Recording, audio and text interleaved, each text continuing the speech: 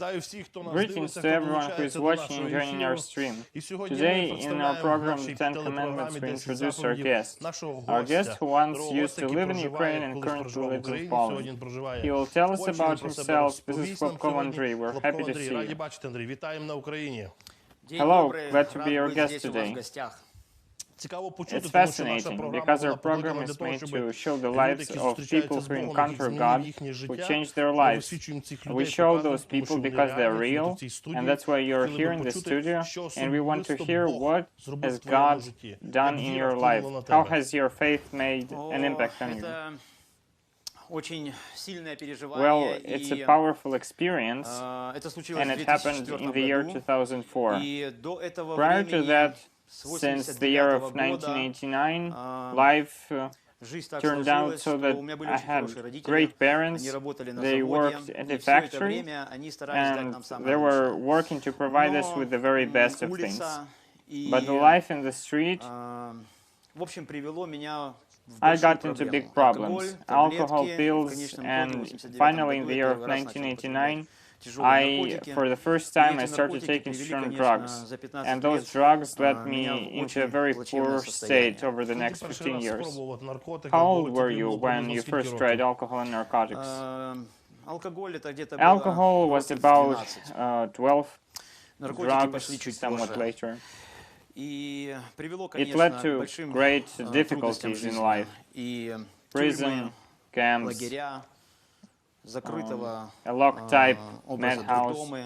Seemed like there was no future for me. Very bad depression and health deterioration and so on. Now when I look at you, you're a good-looking man.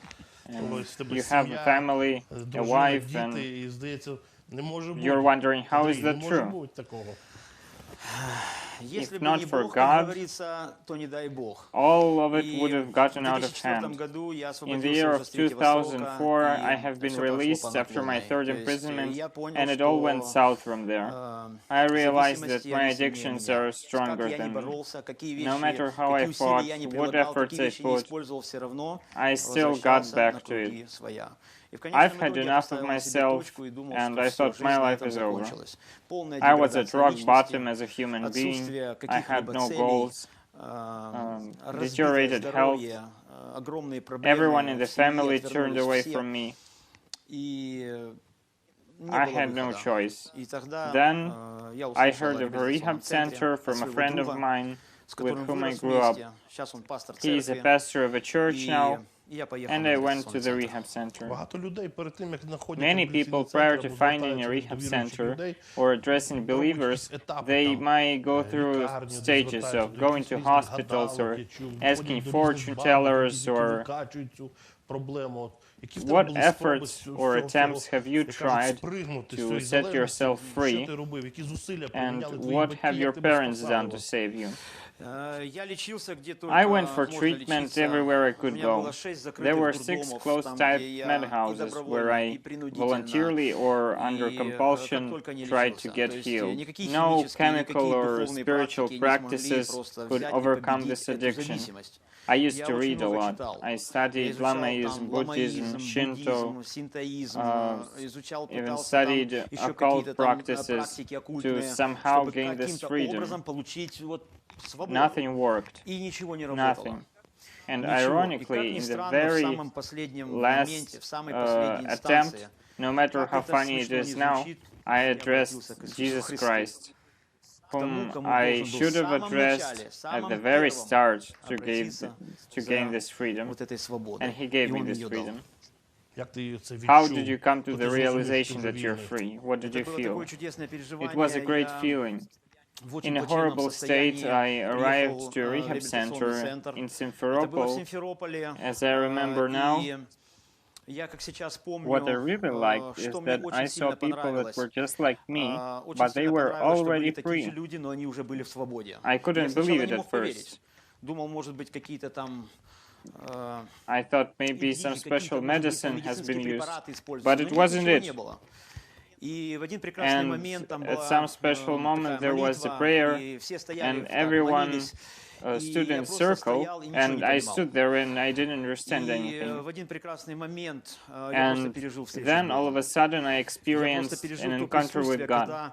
I experienced His presence, feeling like when I was a child, when I got lost and I couldn't find my mom at the store when I was 5 years old. I felt this fear of a lost child. I experienced this fear, but then God took me in His hands and said, "You're my son. I was looking for you for so long." Tears rolled into my eyes. I was laughing, crying, and I had a feeling that I was found. I barely walked out of the room, and I saw a valley and a lake, and for the first time in my life, I saw blue sky. Grass that was of yellowish-green color, and I heard a cacophony of birds, grasshoppers, and other creatures. It happened on October 18th, 2004. Everything in my life changed back then. I realized that I now have freedom, and since then I live in freedom. 2004 till today, yes, till today I live in freedom. How did your family react when they saw that Andrii is free? My mother, unfortunately, had already passed away before this victory. She used to fight for me all her life, till the very end, and died at my hands. And my father, he is 85 years old now, he was happy. And my younger brother couldn't believe it for a while, but eventually they said, yes, God is alive, and God only can save you after all these years. When your lawless life was over, what did you do? I didn't know how to work, but I could no longer steal. Yeah, we heard that you were convicted. Yes, many times. So I learned to live in a new way. I started building relationships with a girl who later became my wife. I went to work as a loader in a construction store because I was told in church, be faithful in the little that you have, and God shall lift you in the future. And I began from the very start. I was 30 years old when I began working for the first time. And today God made it so miraculously that I work in this sphere, I have a few enterprises, I manage people, and all because I trusted God with my life and my first step, to go and work as a loader in a building store. When you meet people like you used to be before, how do you help them? A man who has once experienced the addiction and disparity like I did, and when he encountered God's acceptance and forgiveness and a new life from a blank sheet, a man like this doesn't remain the same. Our ministry was initially serving people addicted to alcohol. We met people from prisons, helped them recover their documents, and the children that the government has taken away from their parents that couldn't provide for their children. Those parents lost their parenting rights. Later, when people met God as I did, it all changed for them. We helped them with that. We provided them with an opportunity to work, helped them to become strong spiritually. We taught young men on the streets to be husbands, fathers, breadwinners. We taught women who used to be addicts or prostitutes how to love, appreciate, and care for children. This has been our life and our ministry for 16 years. We've been working in this sphere, and we try to do at least something for these people, to give them hope, because we've been there ourselves. Now, the government intrudes into rehab centers and raids them to check if people are forcefully held there or are demanded to pay money.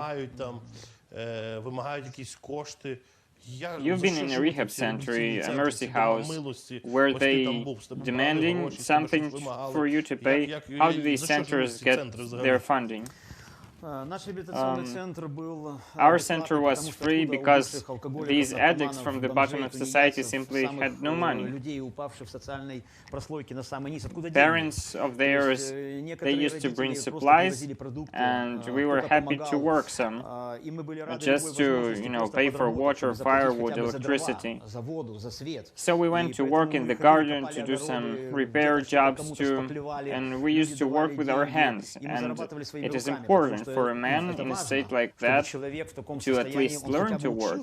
How is he supposed to return to the world if he doesn't learn to work and earn for himself? This is very important. So in my opinion, after 16 years in the Ministry of Rehabilitation, is that these centers need to introduce this element of work from the very start. Men need to provide for their families from the very start. This is crucial. You went through this course of curation, spiritual recovery. What methods do they practice there? Now, many parents hear from the media that the people are abused there and are forced to do things there. How was it for you? How does this rehabilitation take place? I'm so thankful for the ministers there, Sergii Stepanovich Gorgunov, Andrii Kurenkin, and Alla Kurenkin. They have laid their lives for this ministry. We've seen their lives as an example of how they served us. They did it with such sincerity, no pressure, no abuse. They simply loved us. And I saw that, and it made me think, who am I for someone to love me? What for? Nothing. But they loved us and believed that we can make it. This attention and care, this is what touched me the most. Someone believed in you. Someone believed that you can become better. That's that mostly. When someone believes in you, you can reach something. You can be free and be strong. This is very important. What about the spiritual practices? We study the Bible, it's necessary, and I always said it's so good that I started studying the Word of God. So this is the first time where you encountered Bible? Yes, well, early I held the Bible, but viewed it only as a historical book. Back in jail, I read the whole of it, but I understood nothing. Only in the rehab center I began reading it and understanding. It became alive. It was there that all my life situations were explained. So, thanks to the Bible, I accepted many principles that helped me reach something that I have today, to have family and impact and else. All thanks to the Bible. Yes, we were also taught to pray. Prayer is a crucial part of a Christian's life. We were taught to love, to forgive, and to accept people despite their weaknesses too. They hurt you. Try understanding, covering, letting them into your heart. We practiced all of that in a closed circle.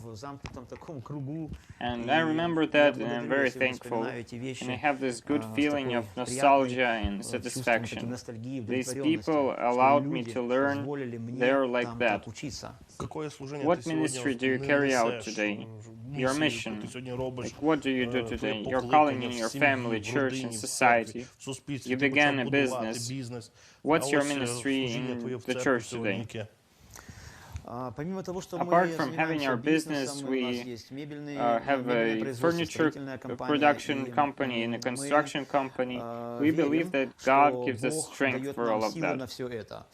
We have a pastoral ministry in the church. We came from Crimea, Sevastopol, and God sent us to Poland to build churches. And I serve as a pastor as good as I am able to. I serve my family, because your family is the primary place where you ought to serve. You should serve your children and pass on your values. You should serve your wife. You should be a real father.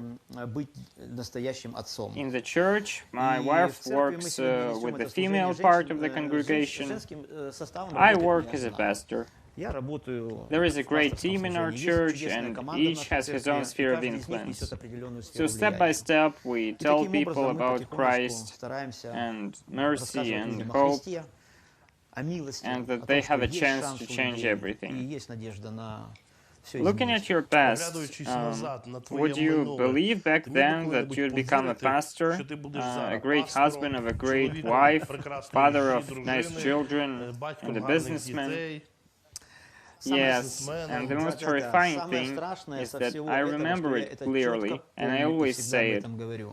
It used to make me furious because of my weakness when someone spoke to me about potentially having a family and wife and children.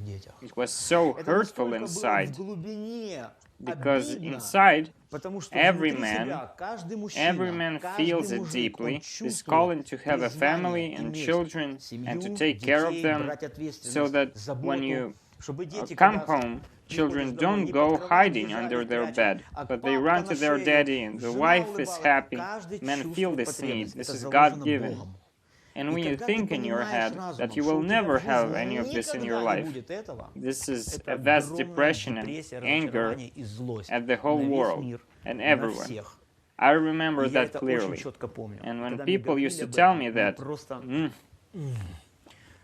but God is merciful, and He has given me all of that. I am happy to be a father, a husband, a family man, and a servant, and a businessman. We are now watched by thousands of people, and many will see it on social networks. Now you can address parents who were once in tears because their Andrii was dying.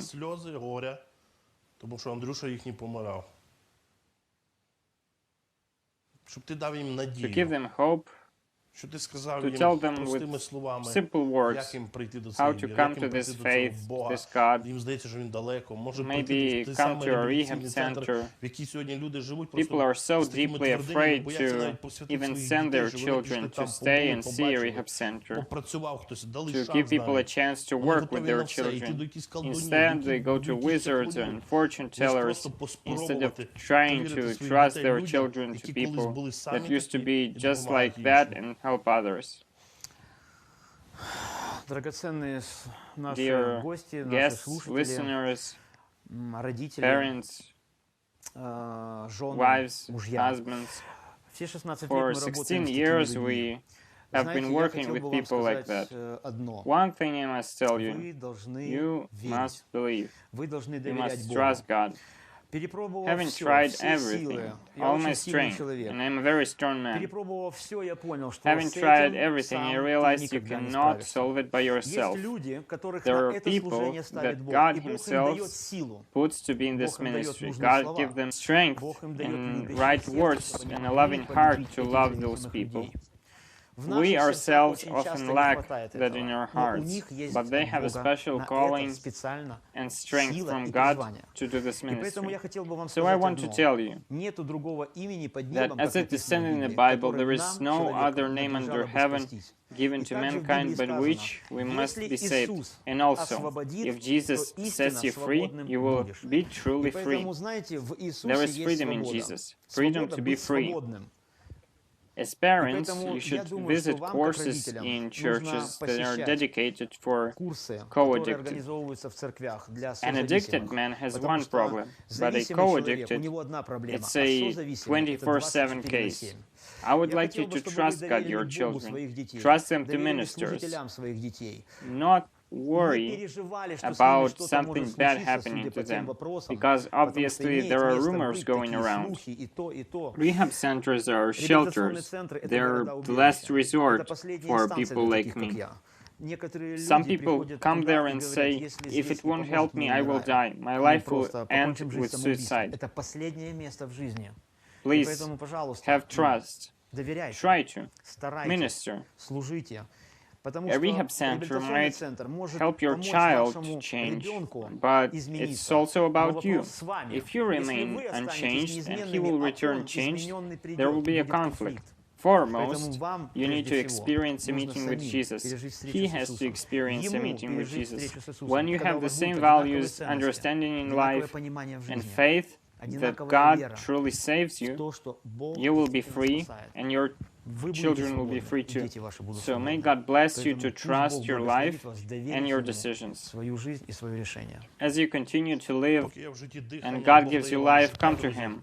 I think Andrii, that visited our studio today, he once again told a real story of how life was changed by God. God is yesterday, today, and always unchanged. You need to come to Him, speak to Him in your heart without any religiosity, plainly. Just pray, ask Him to come into your life. He came into Andrii's life, and He will come to your life too. Thank you, goodbye.